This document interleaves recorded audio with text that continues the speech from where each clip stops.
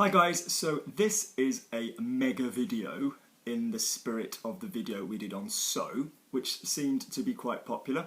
So one of the other things that I'm always asked about is prepositions. People really hate choosing prepositions. So this is a video largely focused on the different ways that we can say the word in French. In French. So what I'm going to do to be really thorough is to remind you that when you do anything grammar-wise, you really need to focus on the muscle memory. Like I keep saying, you need to know the rules, I suppose, but that ultimately you need to practice saying them in your mouth so that your mouth kind of comes out with it and you don't even kind of necessarily know why. Because really, if you just put it in your head for the sake of knowing the rule, the end point of that, unless you're going to go and be a teacher, is for it just to come out of your mouth anyway. So for the most part, these can all just be learnt on muscle memory. So in other words, I'm going to do the following. I'm going to explain some general overview ideas about the different usages or uses of the word in. And then I'm going to go through different platforms online, different pages, different, great grammar sites. Look at their examples and see that through repetition, whether in your mouth, by then you've got the rules. So I'm going to give you my kind of overview. Then we're going to look at word reference because that's just word reference. That's just got some really good. Although that said, it gives examples, but it doesn't teach why. But anyway, it gives you a nice, thorough amount of examples. And then we're going to look at a few grammar pages. And this is really how you've got to work. If you're reading anything, if you're using any grammar pages, get your wording into your mouth. Do not sit and listen in silence. So, right, off we go. So the main debate with in, really, tends to be whether you have got dans, D-A-N-S, or en.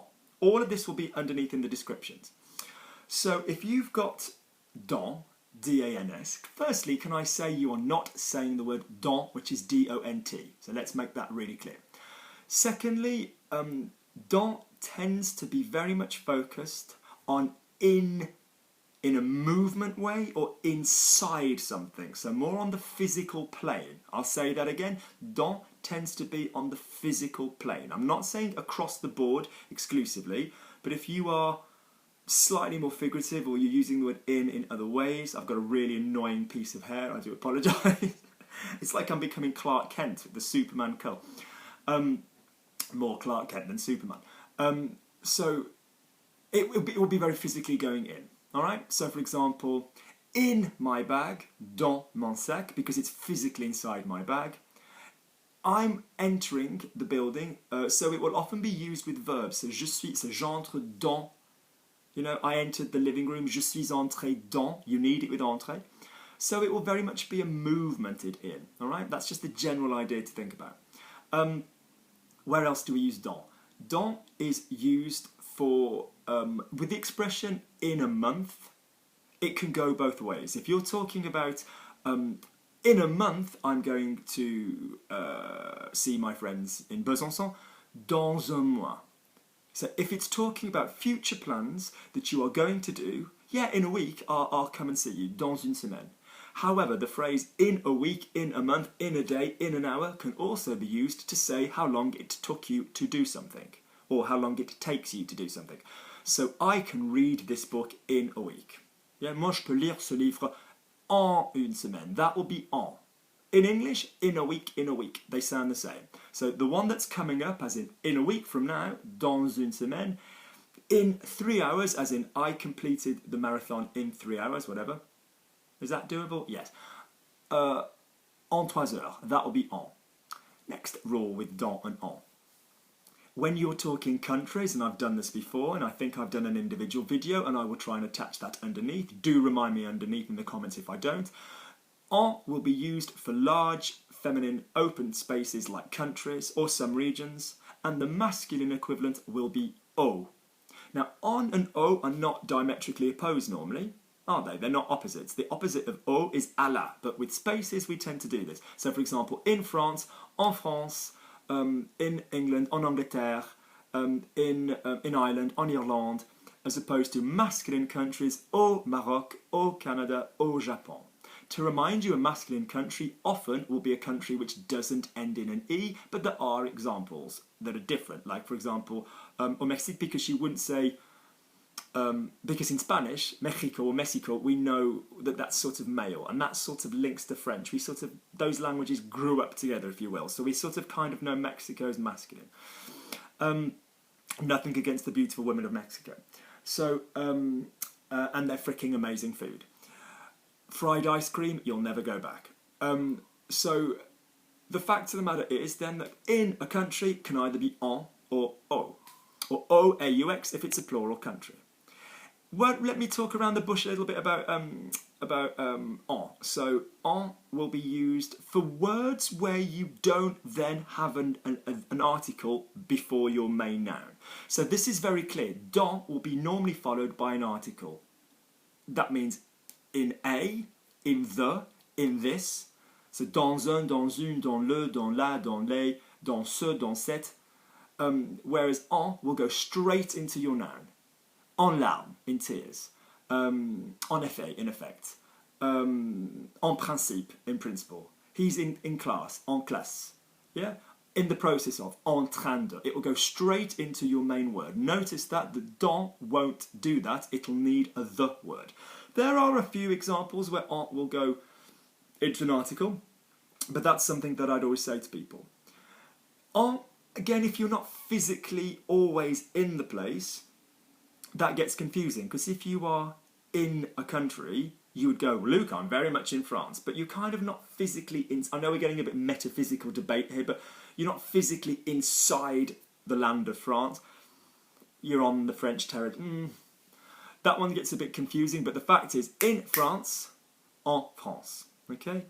In a language, en français, en allemand, yeah, en japonais, yeah, it will be with the en, okay? That will be with the en. So we've got this idea of using dans for the physically coming in, en for the sort of figurative, for words where you don't then have the. We've talked about months and times. So for example, en janvier, en février, yeah? Most of the seasons as well. Yeah, you'll hit au printemps as well, but basically, you know, en hiver, in winter, yeah, en été, yeah, in summer, okay? If you're saying in summer, as in this year, you will also hit dans l'été, but en été, in summer. In a year, Luke was born in 1978. I know, holding it together quite well. En 1978. En 1978. In the year 2000, en 2000. Yeah. So basically, you will use en for time of the year, the time, whatever. Okay. Good. So let's go to the examples now, and let's see if that general guide is going to start coming up with some other stuff. Oh, and a couple of other things before we get going. In, when you don't then say where you're in, will be dedans. So, for example, I am going to pop it inside. So, or in it. So I've put your pen in your bag. Yeah. J'ai mis ton stylo dans ton sac. In your handbag, dans ton sac à main, in your purse if you're American. I've put it inside. Je l'ai mis dedans. D-E-D-A-N-S. Now this kind of construction is really common in other prepositions. So on, sur, on top, au-dessus de, if you're then using the noun. So on top of the table, au-dessus de la table. I've left it on top. Je l'ai laissé dessus. Yeah, underneath. En dessous de. But if you mean on underneath, finish your sentence. En dessous. Yeah, where is it? On top, dessous, underneath, dessous. So sorry, so you just say those words with the D. Dehors, outside, you've come across dehors, outside. So D-E-D-A-N-S will be inside, finish. Okay, he's inside, il est dedans. Okay. Other ideas to come across, I suppose, with in is if you can use your verb. I put it in. I inserted it. Ooh, je l'ai inséré. Okay. She inserted it. Kinky. Elle a inséré. Okay, so to put in, to come in. entrer dans. So it's basically like sometimes the phrasal verb in English involving in, okay, will be can be achieved in one word. Okay, good. Let's now go to the different websites then and work our way through the list. All these links will be underneath. So word reference, let's look what in comes up with in word reference. It might be the sum I've not thought about, but let's just see if our general guide that we've been talking about is going to help us. So, where are we? In, inside, dans, or à l'intérieur de, which is obviously to be followed by à l'intérieur de. If you've seen the video which has gone up this week, you've just seen an expression about ending in a de. So to remind yourselves to practice à l'intérieur du, à l'intérieur des, if you had a plural. In it, dedans, like I've just said. Doesn't tell you why there, but you now know that if you've got in and then you've got no mention of the noun, that would be dedans. Okay. Movement. He came into the room. Il est entré dans la pièce. Yeah, we've mentioned that one before. In a geographical location. Dans, so if it's physically in somewhere. I live in a small town. J'habite dans une petite ville en France. Here's another thing that I need to mention straight away now when you're talking about geography with in.